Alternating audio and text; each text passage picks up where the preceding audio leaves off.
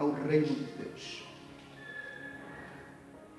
Por que que Jesus, após sua ressurreição, não ascendeu, e principalmente de maneira oculta, secreta, a todos, inclusive até os discípulos? Por que que ele não fez assim? Por que que não aconteceu assim? Uma das primeiras razões, e o texto está aqui a nos mostrar, era exatamente para que ele pudesse dar provas incontestáveis da sua ressurreição. Esse tempo de 40 dias era crucial para que ele pudesse dar as provas irrefutáveis, incontestáveis, de que ele tinha ressuscitado de fato, de que ele de fato estava vivo. Porque se ele também aparecesse um dia só, ainda assim deixaria alguma dúvida. Uma semana só, ainda assim não ficaria muito assegurado.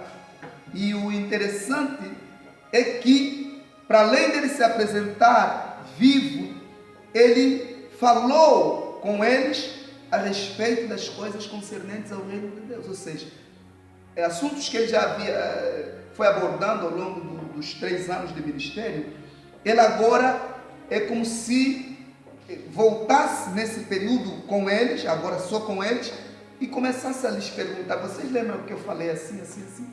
O que é que você entendeu, por exemplo? Bom, eu entendi. E de repente muita coisa para eles não ficou clara. Então foi nesse período em que Jesus dissipa todas as dúvidas, também procura esclarecer todas as verdades e lhes passa ainda outras verdades a respeito do reino de Deus, da realidade do reino de Deus, do fato comprovado de que ele realmente fora enviado pelo Pai para estabelecer o seu reino, para estabelecer o reino de Deus. E por isso lhes falou muito a respeito deste assunto do reino de Deus, coisas que nem na própria Bíblia, em nenhuma parte foram descritas essas verdades, mas nós sabemos que falou de coisas muito profundas. Então, primeiro aspecto que já ressaltei, era para dar provas incontestáveis de que ele de fato morreu, e eles testemunharam a morte, e agora estava vivo, conforme ele, quando aparece para João no Apocalipse, disse: de fato eu morri, sim, mas eis que agora estou vivo pelos séculos dos séculos. Agora estou vivo para sempre. Já não há mais aqui a conversa de que, mas isso deve ser algum conto da carochinha. Não é conto da carochinha, vocês são testemunhas e comeu com eles, teve esse tempo todo dando provas incontestáveis de que ele realmente estava vivo, e era ele mesmo que eles haviam caminhado junto, passado bons momentos com ele e testemunhado os seus milagres naquele período do ministério público.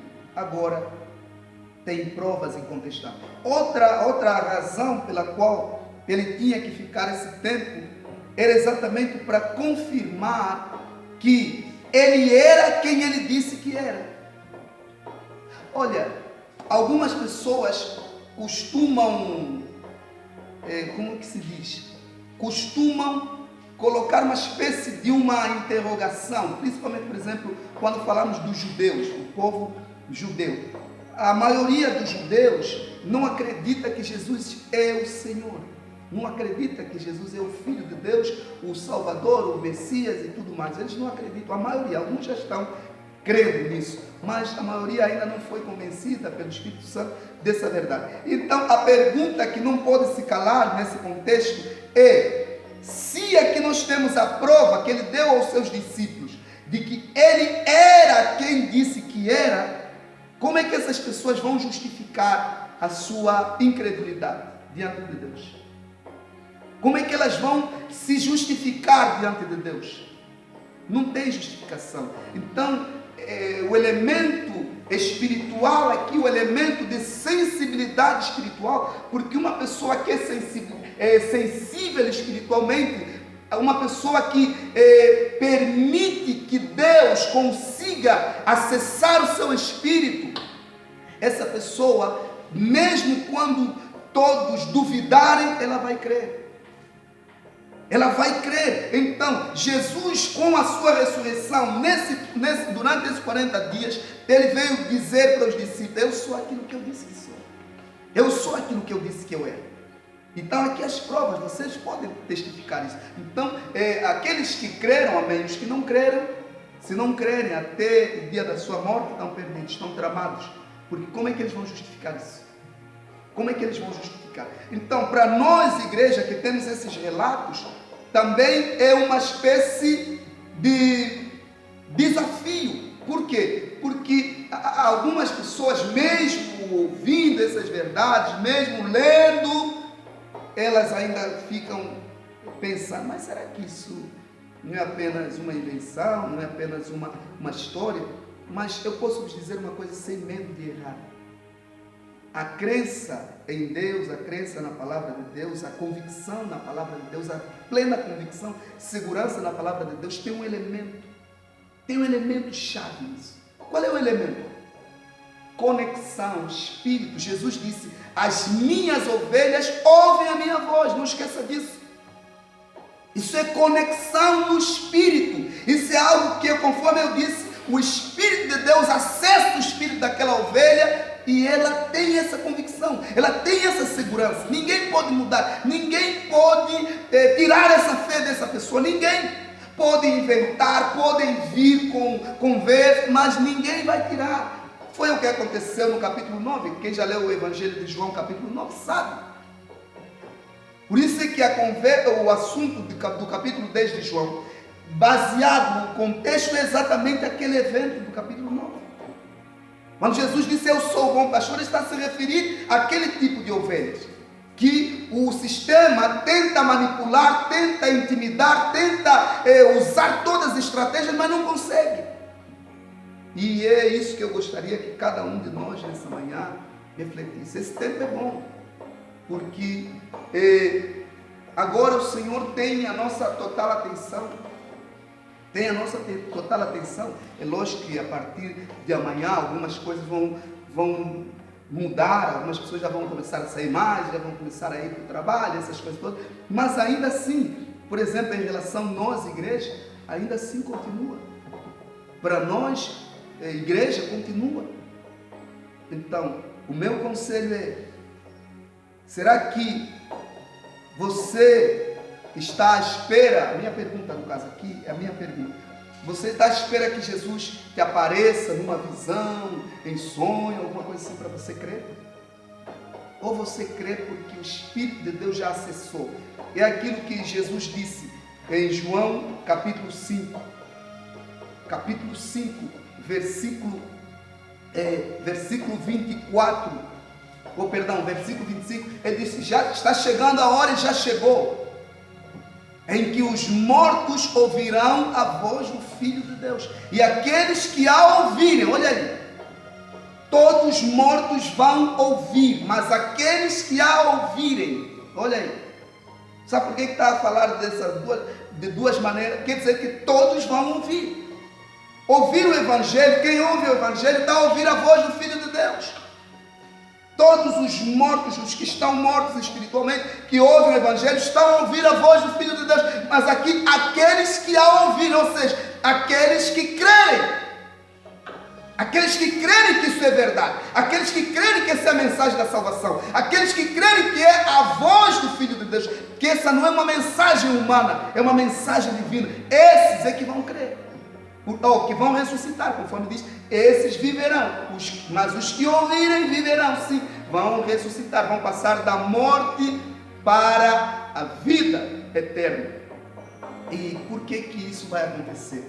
Porque essas pessoas permitiram que o Espírito de Deus acessasse o espírito delas, ou seja, tivesse acesso. Elas permitiram que isso ocorresse. Agora, as que não permitem, por que que o fazem? Por que que acontece para aquelas que não permitem que Deus acesse o seu espírito? É por uma razão muito simples. Elas não querem renunciar. Não querem renunciar a algumas coisas. Elas não querem abrir mão de algumas coisas. Não querem.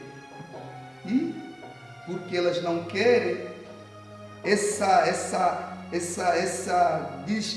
determinação em que não querem renunciar algo que não lhes garante um futuro bom, mas lhes coloca numa situação muito complicada na eternidade, mas elas ainda assim estão tão agarradas a isso, que o Espírito de Deus não consegue acessar o espírito delas, porque não é permitido. E consequência, elas ignoram a voz do Filho de Deus, mas ouviram o Evangelho. Então, todo mundo na face da terra ouviu, uns já morreram, e todos vão ouvir esse Evangelho. Jesus disse que quando todo cidadão no mundo ouvir esse Evangelho, quando a última pessoa ouvir esse Evangelho, não quer dizer que crer nesse Evangelho, ouvir apenas, tomar conhecimento apenas, de que Deus amou o mundo de tal maneira que deu o seu Filho unigênito para que todo aquele que nele crê não pereça, mas tenha a vida eterna. Mas nem todos estão desejosos de receber esse presente, nem todos. Por quê? Porque alguns supostamente já têm o presente delas, o presente da corrupção, o presente da ganância, o presente da imoralidade, todas as formas de imoralidade sexual, o presente do orgulho, da soberba, da falsidade, do fingimento, da hipocrisia. Sim, isso para eles é o mais importante, e elas não querem abrir mão dessas coisas. Lógico, por isso é que no capítulo 3 de João diz que a luz veio ao mundo, mas os homens amaram mais as trevas. Todo mundo teve acesso a essa luz. Todo mundo terá acesso a essa luz. Todo. Não haverá nenhum ser humano na terra que não terá tido acesso a essa luz. Mas alguns preferem se agarrar até a sistemas religiosos, destruidores, enganosos, também estão agarrados a isso, preferem isso, porque se agarrar a um sistema religioso também é amar as trevas, mais as trevas do que a luz. É preciso entender. Por que é amar mais as trevas? Por quê? Porque ela prefere ficar separada de Deus, ela prefere viver toda a eternidade separado de Deus, do que passar a eternidade com Deus, que é o seu Criador, que é o seu dono. Então, isso é que vai complicar toda a situação para essas pessoas que estão agindo dessa forma. Então, para nós, igreja, esse é um período de formação, esse é um período de reestruturação, esse é um período de refazer alicerces, confirmar verdades, consolidar a vida espiritual. Para nós, esse é um elemento chave. Agora, quem não permitir que realmente o que não estava ainda bem ajustado, bem consolidado, se consolide, a sua fé, o seu relacionamento correto com Deus, intimidade real com Deus. Se Deus não conseguir, se o Espírito Santo não puder, porque não lhe for permitido pela própria pessoa, o que vai acontecer? Essa pessoa se autocondenará. Se autocondenará. Preste atenção, queridos. A pessoa que não recebe esse presente, ela própria é que está se condenando. Ela se autocondena. Ela é como se ela dissesse: eu quero ir para o lago de fogo e enxofre. Eu decido passar a eternidade no lago de fogo e enxofre, como o diabo fez. Então, algumas pessoas acham que num julgamento Deus vai simplesmente verificar. Bom, aqui no livro está escrito que essa pessoa foi boazinha, deu comida aos pobres, ajudou muitas pessoas e tudo mais, então ela tem que ser salva. Não. Salvação não é pelas obras, mas a pessoa salva tem que produzir as obras da salvação. Isso é fato. A pessoa salva tem que produzir obras da salvação. Isso tem que acontecer. Agora, ninguém faz as obras para ser salvo. Não, porque mesmo que fizer essas obras, se não ressuscitar, a questão aqui é ressuscitar da morte espiritual. Porque o que faz o homem, o ser humano ir para a condenação, não é o bem ou o mal que ela fez, mas é o fato de não ter sido ressuscitada. Não ter sido ressuscitada, não se render a Deus para ser regenerada, conforme eu dizia ontem. Agora há uma divisão na humanidade. Hoje existem dois grupos na humanidade. Tem os que fazem parte do grupo da raça adâmica, que continuam como grupo, parte da raça adâmica, e tem aqueles que fazem parte da raça divina, ou seja, da família divina, a nova criação. Hoje no mundo já tem esses dois grupos, já existe. Desde que a primeira pessoa começou a ser regenerada por Cristo, isso se tornou fato. Começou a haver essa divisão. Então, quem são os que vão para a perdição? Os que não foram regenerados. Os que não foram regenerados. Os que não foram ressuscitados. Ou seja, não creram no Evangelho. Não creram em Deus. Por isso é que Paulo explicou bem a justificação pela fé, que esse assunto não começou no Novo Testamento. Parece que começou no Novo Testamento. Parece que essa obra da regeneração começou no Novo Testamento, assim como evidência. Não, essa obra é só agora. No Antigo Testamento não passaram por esse processo. Passaram, sim, senhor. Passaram, sim, senhor. Passaram porque o Espírito de Deus sempre esteve ativo, mesmo antes da morte e ressurreição de Jesus. Ele sempre esteve ativo e sempre fez essa obra. Para o homem se relacionar com Deus, ele precisa ser ressuscitado. Não tem como o ser humano se relacionar com Deus na morte espiritual. Não é possível. Não é possível. Por isso, peço a você, meu querido, minha querida, que fique muito, mas muito alerta. Muito, muito alerta, porque isso é muito sério. As pessoas têm confundido que, eu sou da igreja, eu faço isso na igreja, eu ajudo a igreja, eu ajudo os pobres, eu faço essa coisa. Isso não tem nada a ver, querido. Não tem nada a ver. Não tem nada a ver, porque ou a pessoa segue as normas de Deus, porque Deus tem as suas normas. Ele estabeleceu como é que as coisas se processam. E ninguém pode dizer, não, eu não preciso passar por esse processo de Deus, porque o importante é só que eu. O importante é o que você pensa, é a doutrina dos homens, é o engano dos homens, não o ensinamento bíblico. Por isso é que Jesus foi muito claro e perentório quando disse para Nicodemos, João 3, do versículo 3 em diante: em verdade te digo, e quem não nascer de novo, não pode ver o reino de Deus. Nicodemos perguntou, mas como é que, será que um homem da minha idade pode voltar a entrar no ventre da sua mãe e nascer segunda vez? Jesus não lhe explicou como é que isso ocorre, só lhe afirmou a mesma verdade, mas de maneira diferente. Aquele que não nascer da água e do Espírito não pode entrar no reino de Deus. E houve aquela conversa que nós já sabemos no capítulo 3 de João, e por isso é que ele depois afirma aquela verdade maravilhosa, João 3,16, que Deus amou o mundo de tal maneira que deu seu Filho unigênito, para que todo aquele que nele crê não pereça. Uau! O Evangelho de João é uma bênção. Toda a Bíblia, lógico, mas o Evangelho de João, como eu conversava ontem com a minha esposa, e eu dizia para ela assim, quando você lê o Evangelho de João, assim, com o teu espírito aberto, mas com um desejo ardente de Deus ministrar ao teu coração, você é como se entrasse no próprio evento. Você se vê dentro da própria história, você sente a vida, você sente como se João estivesse realmente ali perto de você, falando contigo assim visivelmente. Uau! E você sente a vida que está a sair, a vida que está a emanar naquelas palavras que ele disse.